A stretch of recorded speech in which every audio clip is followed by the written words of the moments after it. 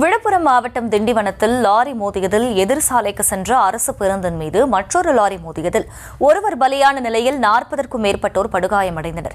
கூடுதல் விவரங்களை செய்தியாளர் நிசாமுதீன் வழங்க கேட்கலாம். நிசாமுதீன், வணக்கம். இந்த விபத்து குறித்த முழு விவரம். வணக்கம். நாகர்கோயிலிருந்து சென்னை நோக்கி அரசு சொகுசு பேருந்து 40க்கும் மேற்பட்ட பயணிகளை ஏற்றிக்கொண்டு திண்டிவனம் அம்மா டி டைம் சரவாதி சாலை அருகே சென்று கொண்டிருந்தது. 4 முனை சந்திப்பு அருகே வரும்போது திருவண்ணாமலை மார்க்கத்திலிருந்து புதுவை மார்க்கமாக சென்ற லாரி அரசு பேருந்து மீது மோதியது. இந்த நிலையில் அரசு பேருந்து நிலை தடுமாறி சென்னை மார்க்கமாக சென்றது.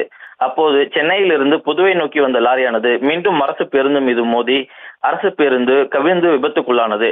இந்த விபத்தில் அரசு பேருந்தில் பயணம் செய்த 40க்கும் மேற்பட்ட பயணிகள் படுகாயங்களுடன் திண்டிவனம் அரசு பொது மருத்துவமனையில் அனுமதிக்கப்பட்டனர். சென்னையிலிருந்து புதுவை நோக்கி சென்ற லாரி டிரைவர் திண்டிவனம் அடுத்த கிளியனூர் பகுதியை சேர்ந்த சக்திவேல் விபத்தில் லாரியில் சிக்கி சம்பவ இடத்திலேயே உயிரிழந்தார்.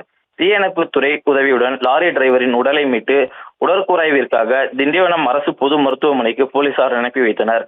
இந்த விபத்தால் திண்டிவனம் திருச்சி தேசிய நெடுஞ்சாலையில் இருபுறமும் சுமார் 5 கிலோமீட்டருக்கு மேலாக கடும் போக்குவரத்து பாதிப்பு ஏற்பட்டுள்ளது. போக்குவரத்தை திண்டிவனம் மற்றும் ரோசனை போலீசார் போக்குவரத்தை சரி செய்து வருகின்றனர். இந்த விபத்து குறித்து ரோசனை போலீசார் வழக்கு பதிவு செய்து விசாரணை நடத்தி வருகின்றனர். இந்த சம்பவத்தால் அந்த பகுதியில் பெரும் பரபரப்பு ஏற்பட்டுள்ளது. விபத்துக்கு காரணமான ஆந்திரா எண் கொண்ட திருவண்ணாமலை மார்க்கத்திலிருந்து புதுவை மார்க்கமாக சென்ற லாரி ஓட்டுநர் லாரியை நடுவழியில் நிறுத்திவிட்டு தப்பி சென்று விட்டார். லாரி டிரைவரை போலீசார் தேடி வருகின்றனர்.